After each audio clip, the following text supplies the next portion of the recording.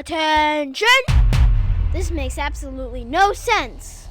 Ladies and gentlemen, this is Zander's Facts. Hey, y'all, this is the Zander's Facts podcast. Welcome in to episode 56 of the Zander's Facts podcast. I am, of course, the aforementioned Zander. We are rolling on Wednesday, March 9th, 2022.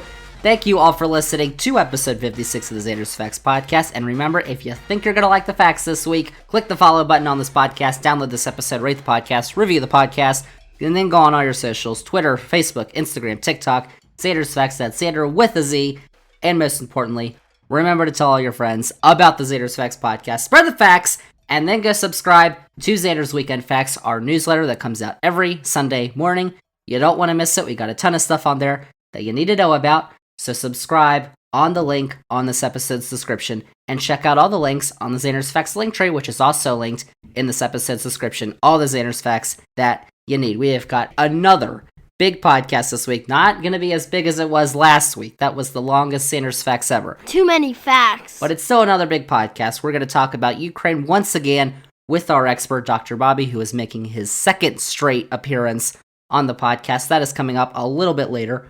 But first, we are going to be talking about some sports. And no, we are not talking about football. Even though the last few days of football news have been pretty crazy. Because if you haven't heard, Aaron Rodgers is staying with the Packers and is going to be the new highest paid player in the NFL, even though, Russell Wilson has been traded to the Broncos. Calvin Ridley, receiver for the Falcons, was suspended for all of next season because he was betting on games last year. But that's not what we're talking about this week. None of that stuff. No one cares. We are talking about some good old college hoops, college basketball, because it is conference championship week. We have made it to two of the greatest weeks of the year right here in March. Are you sure? This week is Champ Week. 32 Division I collegiate athletic conferences that sponsor college basketball are hosting their conference tournaments this week. And then next week is the beginning of the NCAA tournament, which is just incredible. Oh, yay. This week is conference tournament week. Some of those conference tournaments started last week, though. But we are focusing on this podcast on the Power 6 conferences of college basketball. They start their tournaments this week. In fact, some of them already have, because the ACC tournament began on Tuesday, and the Big 12, Big East, Big 10, Pac-12, and SEC tournaments begin on Wednesday. So that's what we are talking about this week. College basketball, conference tournaments, the Power 6 conferences, and everything you need to know so you can be as knowledgeable as Zander. How about that? Let's do it. But before we get into those, 11 conferences have already concluded their conference tournaments because they started last week. So we already know a couple teams that are going into the tournament because the winner of each conference tournament out of all the 32 conferences is guaranteed a spot in the NCAA tournament. So 11 teams already know that they are going to the tournament. Who are those 11 teams? Well, I'll tell you. First off, in the Atlantic Sun Conference is Jacksonville State, who did not win their conference tournament. However, What? the team that won the conference tournament, Bellarmine, won the A-Sun championship game over Jacksonville, but they are in year 2 of a 4-year transition to Division I, so they cannot play in the NCAA tournament. It's a stupid rule, but it's a rule. So they're not going. Jacksonville State, who had the best record in the regular season for the Atlantic Sun Conference, is going to the tournament. So there you go. In the Big South, Longwood, Delaware from the CAA, the Colonial, from the Horizon League, Wright State, from the Missouri Valley, Loyola Chicago, from the Northeast Conference, the NEC, Bryant, Murray State from the Ohio Valley, Chattanooga from the Southern Conference, and actually Chattanooga in the SoCon final had a crazy buzzer beater to actually win that game back on Monday night to go to the championship, which you need to take a look at. South Dakota State from the Summit League, who went undefeated in the league this season. Then from the Sun Belt, Georgia State, and from the West Coast Conference, Gonzaga, of course.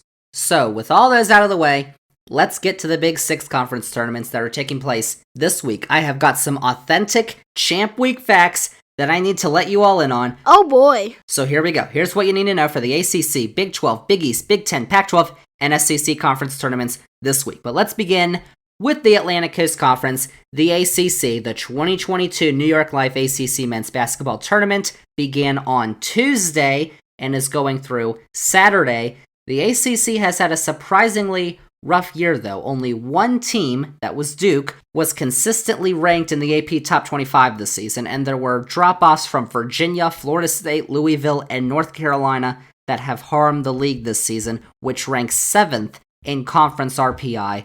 Duke, Notre Dame, North Carolina, and Miami finished in the top 4 of the league, though, meaning they will get double byes and will begin play on Thursday. So Duke is 1, Notre Dame is 2, North Carolina is 3, Miami is 4, and then teams that start play on Wednesday, Wake Forest is 5, Virginia is 6, Virginia Tech is 7, Florida State's 8, and Syracuse is 9, and then teams that play in the first round on Tuesday, Clemson is 10, Louisville is 11, Pitt is 12, Boston College is 13, Georgia Tech's 14, and NC State is 15. So, obviously the favorite is the top seed, Duke. However, they just lost in Coach K's final home game against North Carolina. Please, everyone be quiet. So Coach K wasn't too happy about that. But this is also going to be Coach K's final ACC tournament as well. The Blue Devils have additional ACC losses to Miami, Florida State, and Virginia. All of those were by 2 points or less. They also beat Kentucky and Gonzaga in the non-conference while losing to Ohio State. Now, Paolo Banchero and Wendell Moore Jr. are still two of the best players that you're going to see in the tournament, but Paolo Banchero has not been as good as I think everybody has hyped him up to be, but he's still been pretty good in the ACC.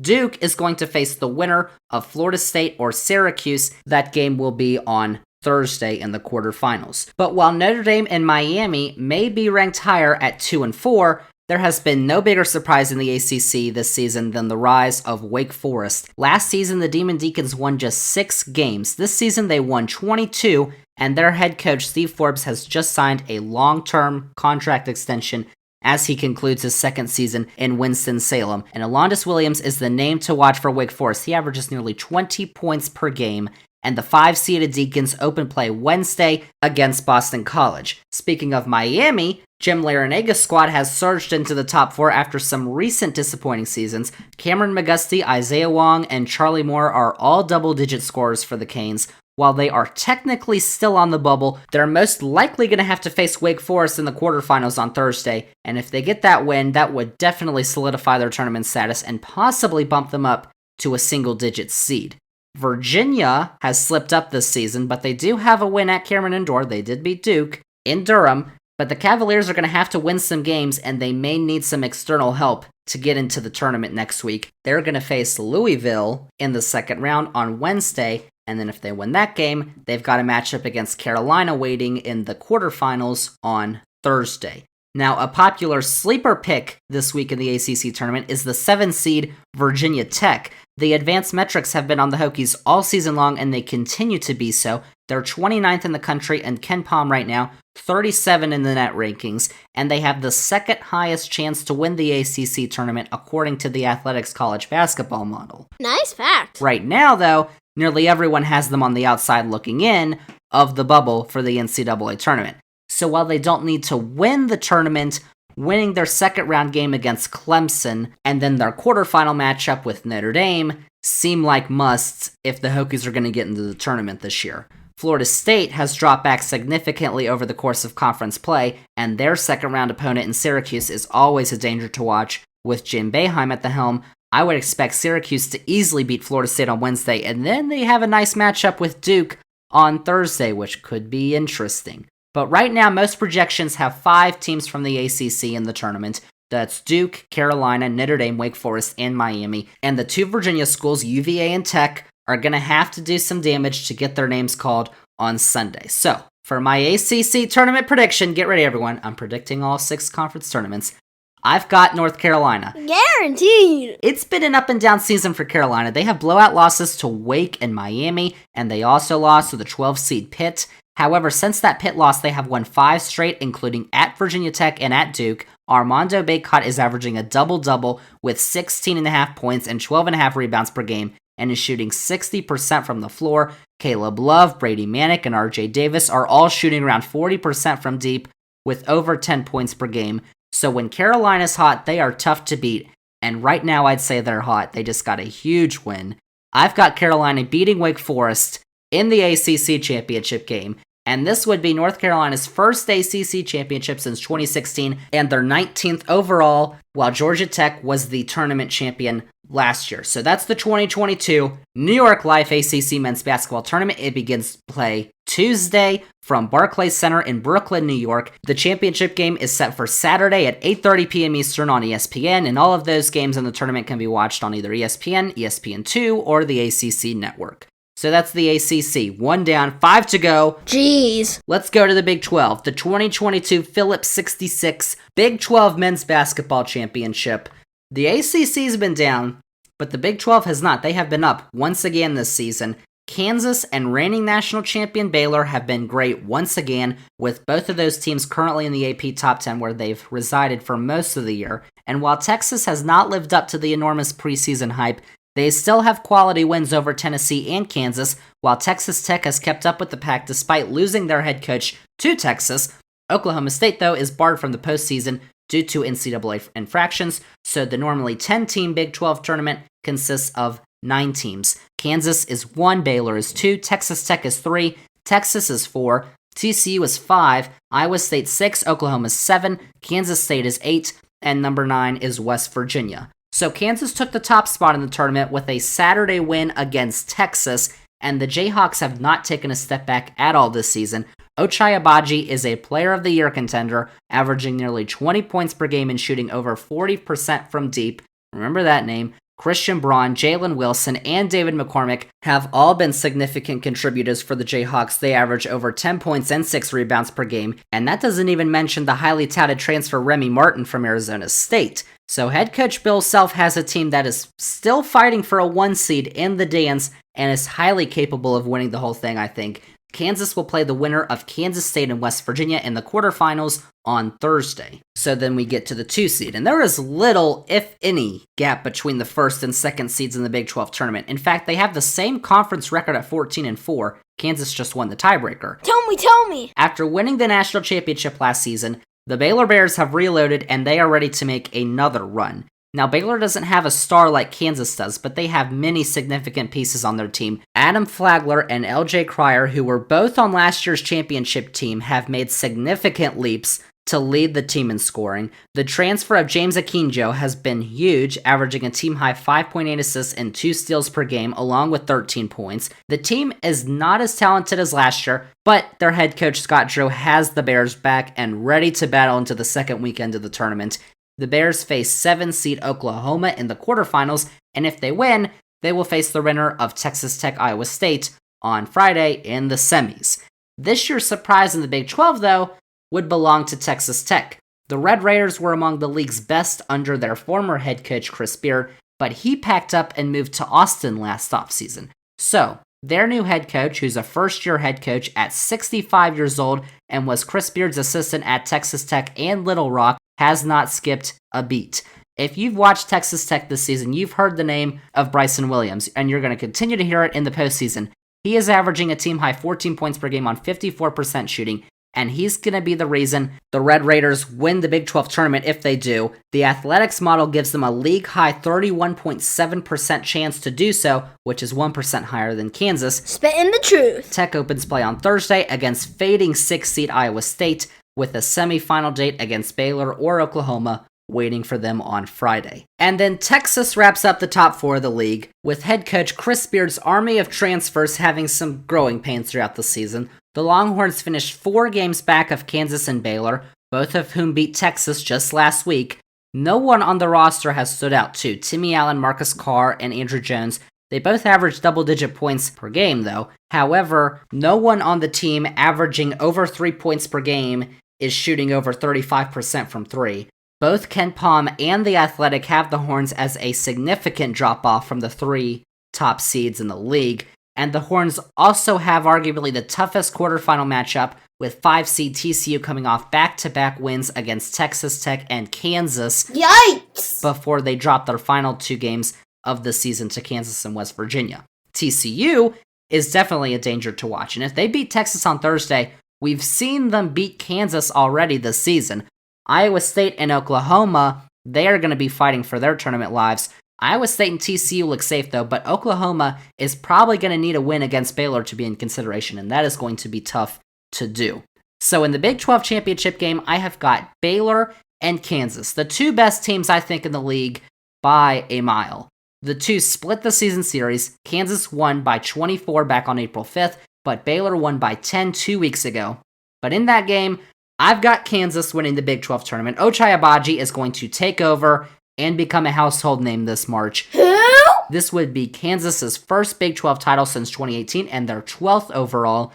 Texas won the title the last season. So that's the 2022 Phillips 66 Big 12 Men's Basketball Championship, which begins Wednesday from T-Mobile Center in Kansas City, Missouri. The championship game is set for Saturday at 6 o'clock on ESPN, and all games in that tournament can be watched on ESPN, ESPN2, or ESPNU. That's the Big 12. Another big conference is the Big East. The 2022 Big East Men's Basketball Tournament also starts on Wednesday, and the Big East has also been a conference on the rise this season. For the first time in the 42-year history of the Big East Tournament, Providence is the top overall seed in the tournament. That's a fact. Villanova is right behind the Friars, as always, and UConn has reemerged in Danny Hurley's fourth season as head coach. Marquette has proven to be quite a surprise in Shaka Smart's first season, while Creighton, Seton Hall, and Xavier all have a chance at making the tournament. So Providence is one, Villanova's 2, UConn is the 3rd seed, Creighton and Marquette follow, and all those teams play on Thursday to start the tournament. The teams that start on Wednesday, 6 seed Seton Hall, 7 seed St. John's, Xavier's 8, Butler's 9, DePaul is 10,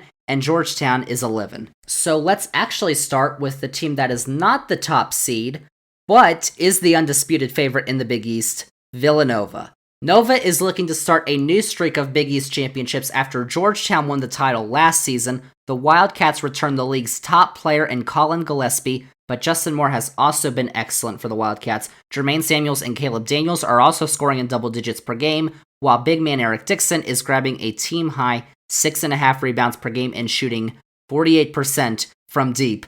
Nova may be on the outside looking in for a 1 seed next week, but Jay Wright has the Wildcats in contention for a national title once again. They're that good, and Nova is going to open the Big East tournament in the quarterfinals on Thursday against the winner of St. John's or DePaul, with a potential semifinal matchup against UConn on Friday.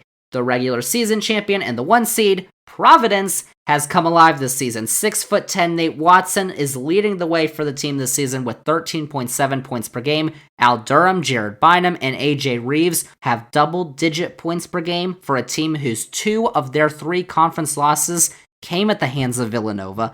Nevertheless, though, Ed Cooley deserves to win Coach of the Year this season because the Friars were picked 7th in the Big East preseason poll, and they are now the team that is being hunted by everybody in this year's conference tournament. Providence will play the winner of Xavier or Butler on Thursday, and they would face Creighton or Marquette in the semifinals. Oh. Danny Hurley seems to have finally figured things out up at UConn, as the Huskies have been in the AP poll for a lot of conference play. RJ Cole and Adama Sanogo both average over 15 points per game, while Tyrese Martin rounds out a big 3 for the Huskies. UConn got a big win over Villanova a couple weeks ago, and they could meet up once again in the semifinals. But first, the Huskies are going to have to get past Seton Hall or Georgetown in the quarterfinals. Probably not Georgetown, though. They won the Big East tournament last year, but they have failed to win a game in the Big East this season. It has been rough for Georgetown. Not funny. But the quarterfinal matchup on Thursday between 4-seed Creighton and 5-seed Marquette would be a huge boost for either team's tournament hopes. Both teams appear to be in at the moment, but a win in that game and advancing to the semifinals against Providence would probably solidify a tournament berth for either of those teams. Xavier's also on the bubble at the moment, as their regular season-ending win over Georgetown snapped a 5-game losing streak, and they need to beat Butler in the first round on Wednesday. So then, in my Big East tournament final, I have got Creighton matching up with Villanova. Watch out for Ryan Hawkins and Ryan Kalkbrenner, the 2 Ryans in the front court, and Alex O'Connell and Ryan Nebhart in the backcourt for the Blue Jays. But the Wildcats, Villanova, have the best player in this tournament in Colin Gillespie, and I expect him to elevate to meet the moment. Villanova is going to win the Big East tournament for the first time since 2019, and the 6th time overall. That is the 2022 Big East Men's Basketball Tournament, which begins Wednesday from the Mecca, Madison Square Garden in New York City. The championship game is set for Saturday at 6:30 p.m. on Fox, and all games can be watched on Fox or FS1. So that's 3 conferences down, 3 more to go. Halfway done with our conference tournaments. Let's go to the Big Ten. The 2022 Big Ten Men's Basketball Tournament in Indianapolis begins on Wednesday, and the award for deepest conference this season should probably go to the Big Ten. The top of the conference may not be as strong as the Big 12 or the SEC have, but Illinois, Wisconsin, and Purdue have been fun to watch all season. Rutgers has made a surprising jump into the top 4, the Rutgers, while Iowa, Ohio State, and Michigan State all look like locks for the tournament. And right now, most projections have 7 or 8 Big Ten teams in the tournament, which is the most out of any conference. True that. So Illinois is the top seed, Wisconsin is 2, Purdue is 3, Rutgers are 4, and those 4 teams got a double bye. They begin play on Friday. The teams that begin play on Thursday, Iowa is 5, Ohio State is 6, Michigan State is 7, Michigan's 8, Indiana's 9, and Maryland is 10, and the teams that play in the first round on Wednesday, Penn State is 11, Northwestern's 12, Nebraska's 13, and Minnesota is 14. So let's start with Illinois. Illinois takes the top spot in the tournament right now, winning out a tiebreaker with Wisconsin, and this Illini squad is not getting as much hype as they did last season, but Kofi Cockburn once again is putting on a show. He's averaging a double-double, 21 points per game, 10.6 rebounds, while shooting nearly 60% from the floor, while Alfonso Plummer, Trent Frazier, and Jacob Grandison are double-digit scorers, with Plummer and Grandison shooting over 40% from 3. This team is loaded with talent once again. They may not have Ayo Dosunmu from last year, but they've got a bunch of talent, and the Fighting Illini will begin play in the quarterfinals on Friday against Indiana or Michigan, who they did not lose to this season.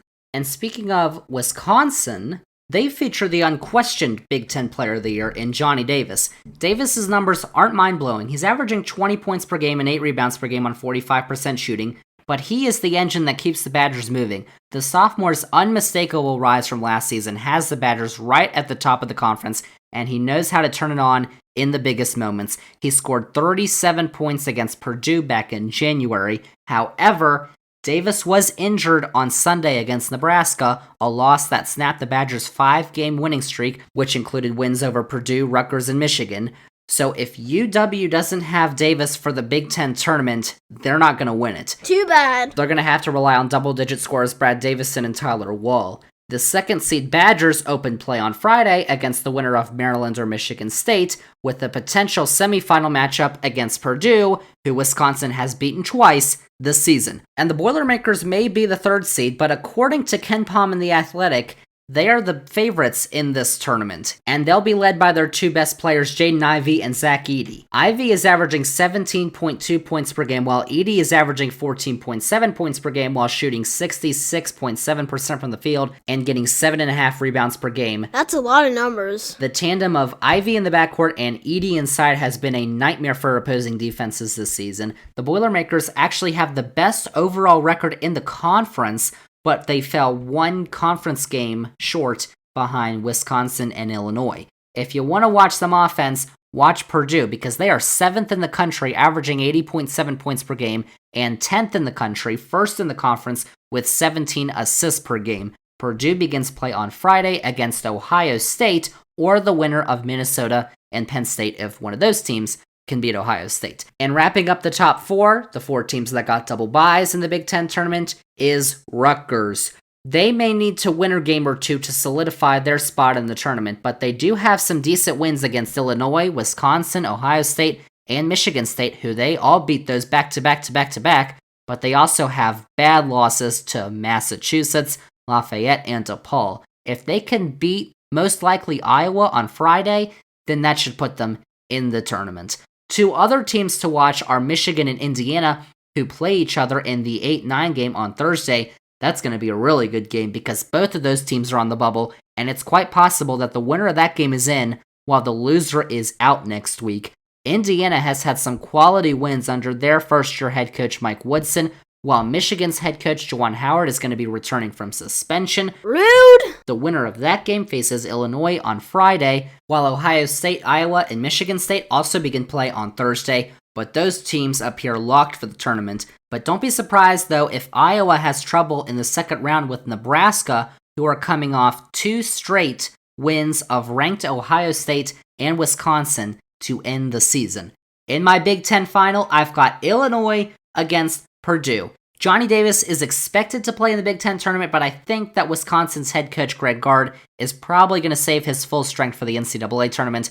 So to win the Big Ten, I'm picking Purdue. Ooh. The Boilermakers beat the Illini twice this season by 8 points or more, and that inside battle between Kofi Cockburn and Zach Edey should be phenomenal to watch, but I've got Purdue sneaking out a close one. This would be Purdue's first Big Ten title since 2009 and only their second overall in the Big Ten tournament era, which only began in 1998. Illinois won a double overtime thriller against Ohio State in last year's championship game. So that is the 2022 Big Ten men's basketball tournament, which begins Wednesday from Gainbridge Fieldhouse in Indianapolis. The championship game is set for Sunday at 3:30, just before the selection show on CBS, and all games can be watched on the Big Ten Network for the early rounds or CBS for the semifinals and the final. That's the Big Ten. Time for the 2022 Pac-12 men's basketball tournament from Las Vegas, and the top of the Pac-12 has seen a resurgence this season, with Arizona, UCLA, and USC all having excellent seasons. While the top of the league are as good as anybody this season, the rest of the conference remains in mediocrity. Colorado and Oregon have played their way out of the bubble, while last season's conference champion Oregon State, remember that, the Cinderella team, won only one conference game and 3 games total this season. Bye-bye. So in the tournament, Arizona is 1, UCLA is 2, USC has the 3rd seed, and Colorado has the 4th seed. Those teams begin play on Thursday. The teams that begin play in the first round on Wednesday. Oregon is 5th, Washington is 6th, Washington State is 7th, Arizona State is 8, Stanford has the 9th seed, California is 10, Utah is 11, and Oregon State is the 12th seed. So let's start with the top seed, Arizona, who have been a shock this season under their first-year head coach Tommy Lloyd, who before was a longtime assistant under Mark Few at Gonzaga. The Wildcats currently rank 2 in the AP poll, and they sit at 2nd place in both the net and the Ken Palm rankings. Part of that has been due to Benedict Mathurin, a Pac-12 Player of the Year frontrunner who was averaging 17 points per game and shooting 38% from 3, but Azolas Tubelis and Christian Koloko are both averaging 11 points per game in the front court while grabbing over 6 rebounds per game, and both shoot over 55% from the floor. Those may be foreign names to you now, but they probably won't be soon. This team is 4th in the country, scoring 84.7 points per game, and 2nd in the country, dishing out 20 assists per game. The Wildcats also only have 3 losses on the season to Tennessee, and then Colorado and UCLA, teams that they have also beaten.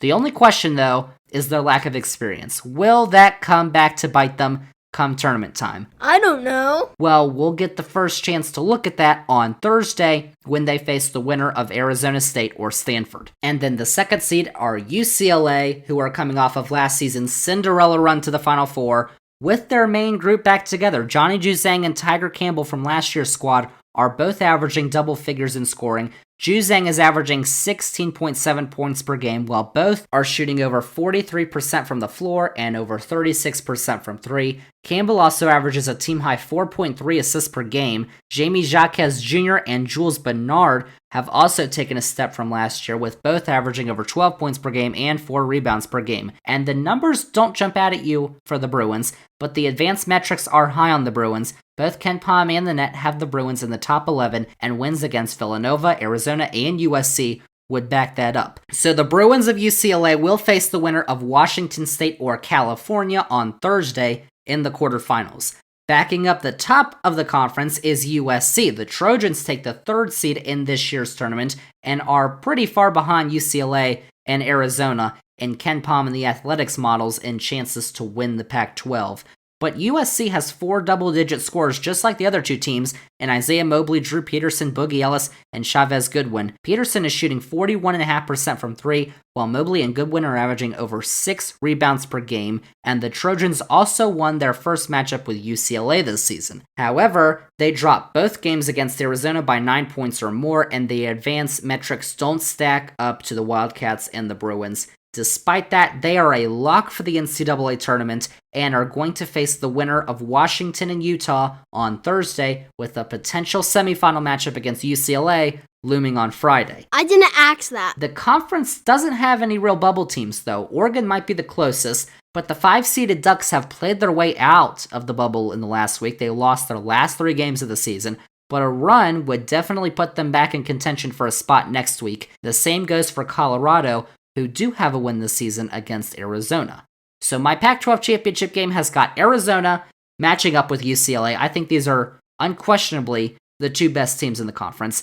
I've got Ucla, the Bruins, UCLA winning the final this year, with Johnny Juzang carrying Mick Cronin's side to their first Pac-12 championship since 2014 and their 5th in the Pac-12 tournament era, which is since 1987. So that's the 2022 Pac-12 men's basketball tournament, which begins this Wednesday from Michelob Ultra Arena in Las Vegas. The championship game is set for Saturday at 9 o'clock on Fox. All of the games can be watched on the Pac-12 Network, FS1, or Fox. So now we've made it down to our final conference, the SEC, the Southeastern Conference. It just means more. Nope. The 2022 SEC men's basketball tournament also begins on Wednesday, and the SEC is giving the Big Ten a run for its money as the deepest conference in the country this season. The top of the conference is also in contention with the Big 12 for best nationwide. Auburn, Kentucky, and Tennessee have been at the top of the conference all year, while Arkansas, LSU, and Alabama are also locks for the tournament. There are also a couple of bubble teams that are going to need a few wins to avoid heartbreak coming up on Selection Sunday. So, Auburn is the top seed, Tennessee is 2, Kentucky is 3, Arkansas is 4. Those 4 teams begin play on Friday. They got double byes. The teams that begin play on Thursday, LSU is 5, Alabama is 6, South Carolina is 7, Texas A&M is 8, Florida is 9, Mississippi State is 10, and the teams that begin play in the first round on Wednesday, Vanderbilt's 11, Missouri is 12, Ole Miss is 13, and Georgia is 14. So let's begin with the team that has been leading the conference all season long, Bruce Pearl's Auburn Tigers. For the first time in school history, Auburn was ranked number 1 in the AP poll earlier this season, thanks in part to Jabari Smith. If he hasn't already, should be a name you need to know this March. The freshman phenom who was in contention for the number 1 pick in this year's NBA draft. It's true! He's averaging 17 points per game, 7 rebounds per game, and is shooting 43% from 3. North Carolina transfer Walker Kessler has been huge for the Tigers inside, averaging 11.5 points per game, 8.2 rebounds per game, and shooting 62% from the field. And KD Johnson and Wendell Green Jr. are scoring in double figures. Auburn's 4 losses this season have all been by 6 points or less, including a 6-point loss to UConn in November, where they scored 109 points in double overtime. And the Tigers will face the winner of Florida and A&M in the quarterfinals on Friday, a game which is going to be very interesting, which we'll get to in a second. But despite Auburn being the top seed, the betting favorite and the favorite according to Ken Palm's metrics in this SEC tournament is Kentucky. The 3-seeded Wildcats have rebounded tremendously from last season's flop of a season to a 25-6 record and are currently 5th in the AP poll. And a major reason for the reemergence of Kentucky this season has been the ignition of forward Oscar Tshiebwe, who is averaging like a double and a half and a double and a half. Do better. Of 17.3 points per game and 15 rebounds per game. He has been the engine that gets John Calipari's squad to go this season, and they're going to need him if they make a deep run in the tournament. The Wildcats also have Ty Washington and Kellen Grady, who are averaging 12 points per game, with Grady shooting 43% from deep. The Wildcats are in the top 5 in both Ken Palm and the net rankings, and will likely face an Alabama squad that they beat twice this season in the quarterfinals on Friday. The favorite in this tournament, according to the Athletics model, is Tennessee. The Volunteers have been led this season by the 2-guard tandem of Kennedy Chandler and Santiago Vescovi, who both average over 13.5 points per game and shoot over 35% from 3. On paper, the Vols don't look as intimidating as Auburn or Kentucky, but they've gotten the job done on the court. Since a blowout loss to Kentucky, Tennessee has won 12 of their past 14 games, including wins over both Auburn and Kentucky. Cool facts, bro. Their defense has allowed them to stay in games, and since February 1st, they have allowed less than 1 point per possession to their opponents. Tennessee will play the winner of Mississippi State or South Carolina in the quarterfinals on Friday, with a potential semifinal matchup against Kentucky looming on Saturday. Then, after a slumping start to the season that including losses to Hofstra and Vanderbilt, Arkansas has won 14 of their last 16 games to close the regular season, including wins over Auburn, Kentucky, Tennessee, and LSU. My preseason national champion pick Calm down, bruh. has been even better than Tennessee on defense in SEC play. They allowed their opponents to score just 0.93 points per possession, and they have one of the most talented guards in the league in J.D. Notae, who is averaging 19 points per game along with 3.6 assists. The Razorbacks did have trouble with Tennessee in the regular season finale.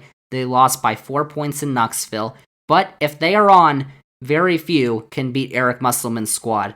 Arkansas have a likely quarterfinal matchup with LSU, and if they can get past the Tigers, they will most likely face the Tigers of Auburn in the semifinals on Saturday. So LSU and Alabama are surefire tournament teams, but both haven't lived up to expectations this season. LSU has been in free fall recently. They've lost 9 of their last 15 games, but they did get a win over Alabama last Saturday, and the Crimson Tide have been a borderline top 25 team this season. They have wins over Tennessee, Gonzaga, and Houston, but they also have rough losses to Iona, Texas A&M, and last place Georgia in the conference. The most interesting matchup of the tournament may be one that I mentioned earlier, the 8-9 second round matchup on Thursday between Texas A&M and Florida.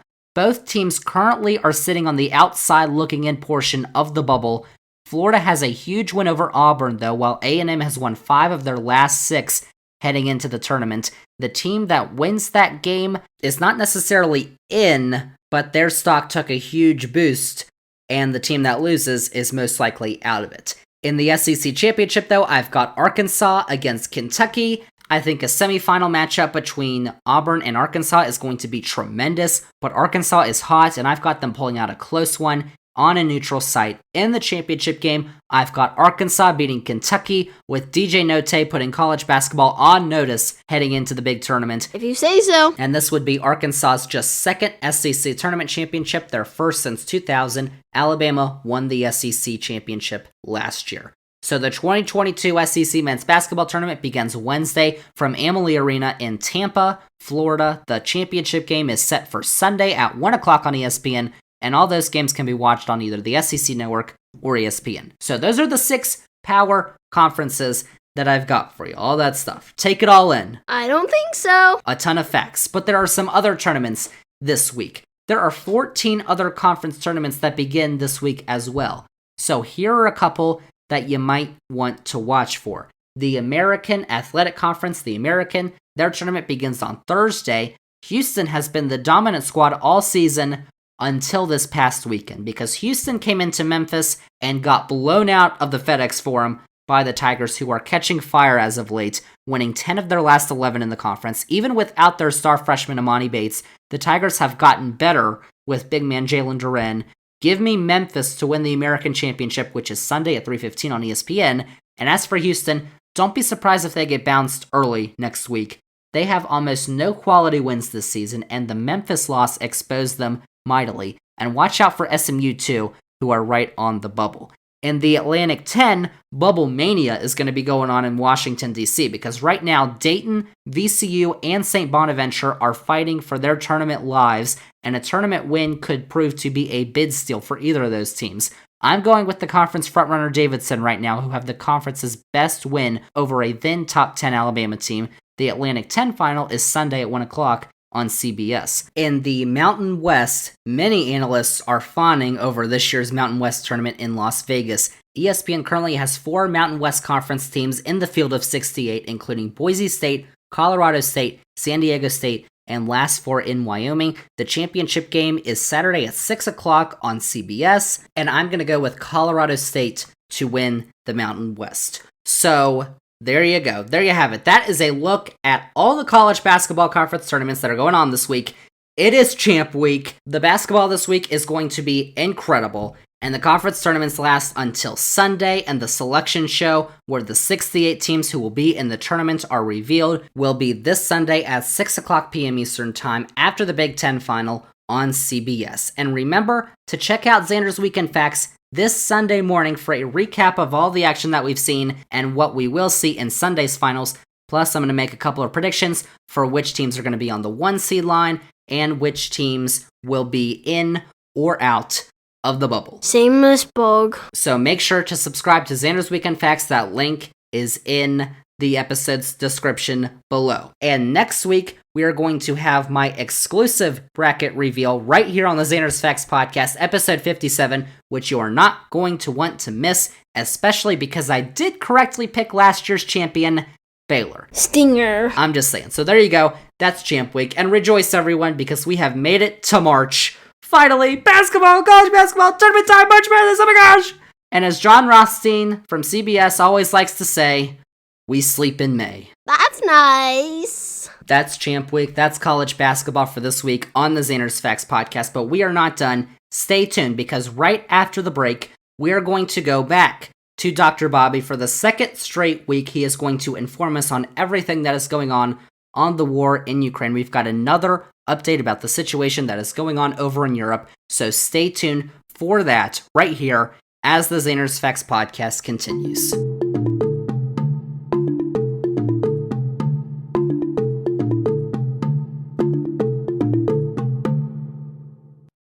Zander's Facts. All right, Zander's Facts podcast, welcome back. We are concluding this edition, episode 56 of the podcast, with an update on the war in Ukraine. And for that, we bring in for the second straight week, Whoa, Dr. Bobby, our expert on this topic, the director of the Russian program at Virginia Tech. Dr. Bobby, welcome back to the podcast.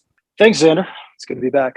So a lot has happened regarding the situation in Ukraine since our update last week on the podcast, which you should probably go listen to if you haven't. But the situation has apparently deteriorated even more so as Russian forces continue to move deeper into the country. A lot of stuff has happened. There have been agreed to ceasefires that have not panned out. There have been new restrictions on news media in Russia, and a bunch of major credit card companies in the West have paused operations in Russia. And then just on Tuesday, the day we're recording this podcast, McDonald's announced that it's closing all of its nearly 750 restaurants in Russia. And the Biden administration announced that the U.S. has now banned Russian energy imports as gas prices in the U.S. are now reaching record highs. So we're going to talk about those topics and more with Dr. Bobby. But I did want to begin with what we just learned this morning on Tuesday, that the Biden administration is banning Russian energy imports into the U.S. Dr. Bobby, could you just explain what that means? Well, this was not quite a nuclear option, since there obviously is a literal nuclear option here. But this was a move that was looking more and more inevitable over the past couple of days as we were getting bipartisan support for it in the United States. To the extent that the United States uses Russian oil and gas, one could argue perhaps that this is more of a symbolic gesture than anything else. It's still significant to the Russian economy. But if this really is a symbolic gesture, the audience to whom it was intended is definitely getting the message. Western Europe, too, is making a similar move. Not shutting off the Russian oil and gas entirely, but making a concerted effort to reduce it by quite a bit, in fact. This is going to hurt. I do think we can expect some very, very strong reactions from the Kremlin on this. So I also wanted to start with something that Vladimir Putin, the Russian president, said earlier this week. He stated that the invasion of Ukraine was going according to plan. In your view, though, is that the case? If it is the case, it's an absolutely terrible plan. If you listen to any, U.S. military experts, they will certainly tell you that the war is going very badly for Russia right now. And that is very obviously the case. There is no accurate count of casualties at the moment, but I think it's pretty safe to say at this point that it's over 4,000. The Russian Ministry of Defense, other than last week, is not releasing any numbers. The Russian media is more or less ignoring many of the combat operations.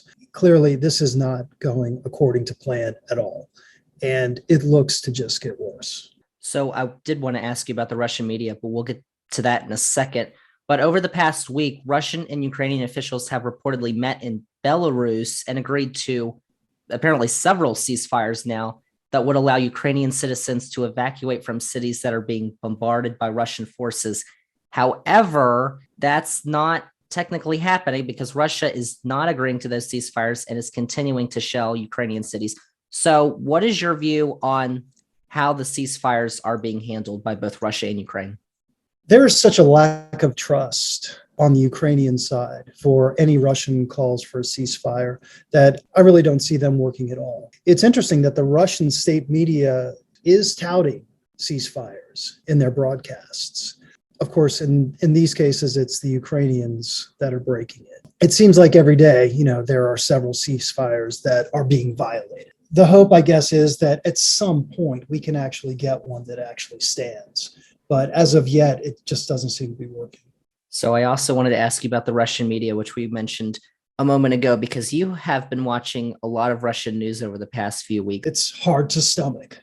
It's getting worse. I wanted to ask you two things. What is the media saying to the people of Russia, and how does it differ from what we're seeing here in the West? Or actually, I'll ask you that first and then get to my other point in a second. Well, there is obviously a massive difference between what the Russian public is hearing from state media and what we're seeing in the West, and certainly what the Ukrainian people are experiencing and what the Russian military is experiencing. I actually watched the NTV news broadcast just a few minutes ago, and the lead story was Putin congratulating Russian women on International Women's Day. It took almost 3 minutes for him to mention that there was something going on. It took nearly 5 minutes for the TV news anchor to mention that something is happening in Ukraine. That should tell you a lot right there. And still, it is restricted almost but not exclusively, almost entirely to the situation in eastern Ukraine. Kiev is rarely mentioned, again, unless it's to mention the fact that there are a bunch of nationalists and fascists in control in Kiev. So also I wanted to ask you, because Russian politicians passed a bill that effectively prevents Western and free media outlets from operating in the country. U.S. media outlets, CNN, NBC, CBS, all those, and sites like Facebook are now not operating in Russia. And Russia's also basically shut down their independent news sources in the country. So what is Russia's goal here by limiting independent and Western media outlets in the country? It seems like it happened so long ago that I more or less forgot to even mention that. Now, this is actually a little bit tricky. It's not necessarily that the independent Russian stations and the Western media stations can't operate. They can. It's just that they have to be extremely careful about what they say. And they are definitely limited in the words they can use and the topics they can cover. The penalties are up to 15 years in prison, basically for saying anything that denigrates the Russian armed forces. Now, this is so vague that, you could basically interpret anything for that. So it more or less gives the authorities in Russia a free hand to punish anybody who would talk about war, invasion, attacks, particularly attacks, the attacks we're seeing on CNN or, NBC or ABC or CBS, things that have really permeated American media for the last almost 2 weeks now. They're not appearing in Russia at all. Dost, one of the independent TV stations, or the independent TV station that I mentioned last time, shut itself down because it simply can't operate in the conditions that are being imposed by the state. Something very similar happened just a little bit earlier with Acc Moskvy, the very liberal Russian radio station. Novaya Gazeta, whose editor just won the Nobel Prize, is still operating, but very, very carefully. They are not using the word war in any kind of context that would get them in trouble. In fact, they're not really covering it. What they're, at least as of yesterday, what they were covering was mostly the protests against the war. Now, when they're talking about this, it is a protest against, quote, that which shall not be named. So they're trying their best to get around it, but I think it's probably only a matter of time before they get shut down as well, and probably physically shut down by the government. All indications seem to be that the situation on the ground in Ukraine is going to get much worse. And as it does, you can expect probably a further crackdown on the Russian media. So I wanted to turn our attention towards the West because Russia has used reports of nearly 600 missiles in Ukraine. A bunch of those have attacked civilian areas and civilians have been killed by those Russian missiles. You will not see that on the Russian media at all. The only civilians being killed are being killed by the Ukrainians, according to Russian state media. And the US and NATO are now trying to send Ukraine missiles and old aircraft in order to fight those Russian forces. So because they're doing that, how do you think Putin is going to interpret these actions of assist for Ukraine from the West? Well, publicly, he's going to interpret it as he has been interpreting everything on the part of Western governments as a declaration of war and as participation in the war. What is he going to do about that? I don't expect him to undertake any immediate military operations against NATO or the United States. Cyber attacks, I do think, will be in the offing. Whether or not they work, I think, remains an open question. And also the topic of a no-fly zone, that's been in the news recently because Ukrainian President Zelensky has urged NATO countries to implement a no-fly zone over Ukraine, which would basically mean removing Russian aircraft from the skies over Ukraine. But so far, NATO has refused to even consider that idea. So what is your view on a no-fly zone over Ukraine, and why isn't NATO going to go along with that? Well, the risk reward for this, I think, pretty much demands that there not be a no-fly zone. The Russian Air Force has not really dominated the sky, and I don't even think it's necessarily attempted to. Much of the destruction has been from, these missile strikes as well as artillery. Of course, getting into a kind of shooting war like that with Russia is something everybody wants to avoid, both sides. So really, the call for a no-fly zone is definitely something that Zelensky should do and should keep asking for. It is to his advantage to keep doing this.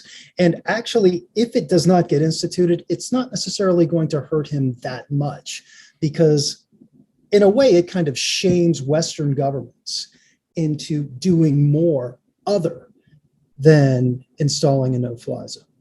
So it really does make sense for him to keep doing this, and it does not give Russia an excuse to attack the West. I think the Western governments are on the right page here with not instituting a no-fly zone. So finally, I wanted to ask you about Putin's endgame, because last week I asked you what you thought the end would be here for Putin. But with everything that's happened in the past week, all the new developments that we've learned about, what is your updated view on how or where Putin is going to stop his aggression, or his aggression is going to potentially be stopped? Actually, I think it is a very real possibility that Russia loses this war. These are facts. They are already bogged down in it. I mean, this war should probably have been over in a week. The Russian military has been manifestly ineffective in doing what they're supposed to do here. Now, this doesn't necessarily mean that it's going to turn out well. I think it is right to expect that Putin is basically going to throw almost everything he has at Ukraine in the coming weeks. At this point, the cities aren't entirely flattened, but the next time we speak, they very well could be. I expect, there is going to be more of a concentration on artillery. The Russian air power may come in with renewed force. I think it's actually, again, just going to get a lot worse before it gets better. Now, given the issues that they are having in Ukraine, and at this point, I've got to guess that Putin is getting accurate information about what is happening, as afraid as some people may be to tell him what's actually happening. I think Moldova is still very much under threat, especially due to the fact that the Russian military is already there and has been there for more than 30 years at this point. I think, Poland, unless they can identify and strike a point at which arms are entering Ukraine from Poland, I just don't see the Russians attacking it. I mean, I see it being an incredibly stupid move. And I think the same thing probably goes for the Baltics at this point. I do think, however, that they are certainly correct to reinforce themselves. I think it was just today that 500 additional American troops are going to the Baltics. And this definitely seems like an extremely intelligent move. But I don't really, at this point, and I could be tragically wrong, I don't see Russia trying to invade any NATO country in the foreseeable future. Unfortunately, the foreseeable future is probably only a couple of days because things seem to be changing in unexpected ways very, very quickly over there.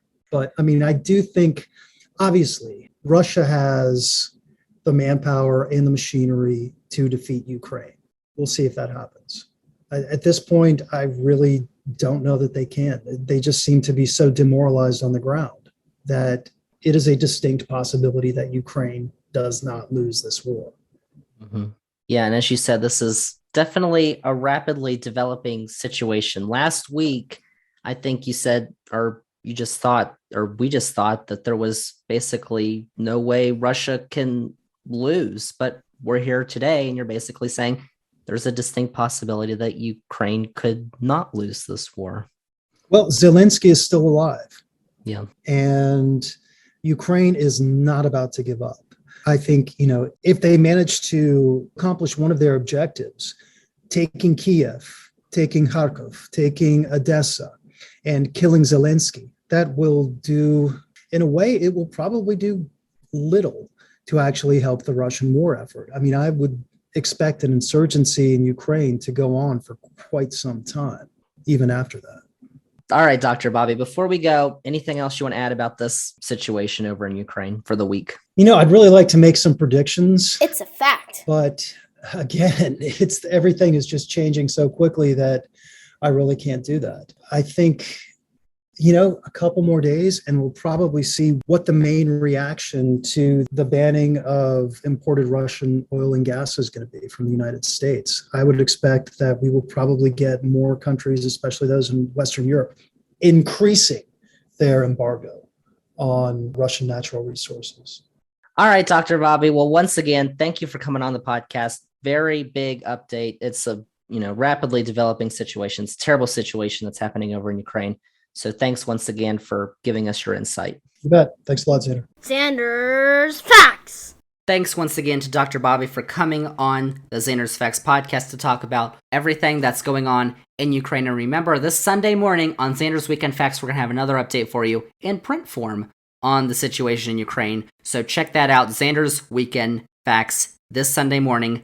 Go subscribe. Link is in this episode's description. So that is all I've got for this week on episode 56 of the Zander's Facts podcast. Thank you all for listening. And remember, if you liked all the facts that we had on this week's podcast, there were a bunch of them. There was an hour of them. Remember to click the follow button on this podcast, download this episode 56, and rate and review the podcast. And then go on all your socials, Twitter, Facebook, Instagram, TikTok. Go follow, like, at Zander's Facts. That's Zander with a Z. And most importantly, tell all your friends. Spread the facts. Zander's Facts podcast. Go subscribe on YouTube. Zander's Facts is now on YouTube. This episode is going to be on YouTube. Go check that out. And remember to go check out Zander's Weekend Facts by clicking the special link in this episode's description. Once again, you can find all those links on the Zander's Facts Linktree. That's linktr.ee/Zander's Facts. And the link is in this episode's description. So go check that out. All the Zander's Facts links are there. Episode 57 is next week. We've got my exclusive bracket reveal. You will not want to miss that, and that is coming out before the tournament games, besides the first four. But that's coming out before the tournament games get started. So if you made your bracket and then you listen to the podcast and you said, well, Zander's probably right, I might want to go change a few things, you have the opportunity to do that. That is next Wednesday, episode 57. Check it out. But that is it. That is a wrap on episode 56 of the Zander's Facts podcast. Thank you all for listening, and we'll see y'all with episode 57 next week.